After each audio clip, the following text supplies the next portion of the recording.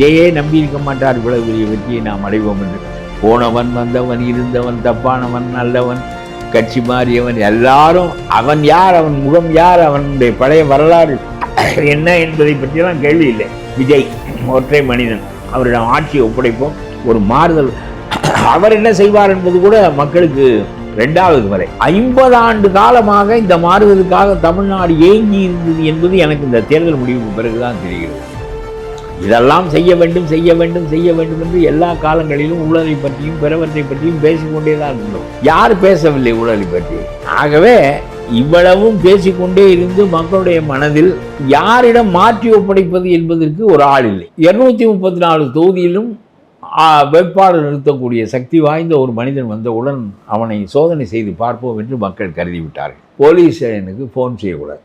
எனக்கு வேண்டியவன் என்னையா பிடிச்சி வச்சிருக்காமல அவனை அனுப்பியா சொல்லக்கூடாது. போலீஸ் ஸ்டேஷனுக்கு எம்எல்ஏ ஃபோன் செய்வது குற்றம், அவனுடைய வேலை அங்கே இல்லை. குவாரிகளுக்கு போவது குற்றம். அடுத்த வேலை ஒவ்வொரு எம்எல்ஏ என்ன செய்வான் என்றால், என் தொகுதியில் இருக்கிற குவாரி எனக்கு பங்கு கொடுக்காமல் நீ எப்படி குவாரி அமைக்கலாம் என்று கேட்பான். அவனும் தவறாக 1க்கு 4 மடங்கு கணக்கிலே இல்லாமல் மலையை உடைப்பான்.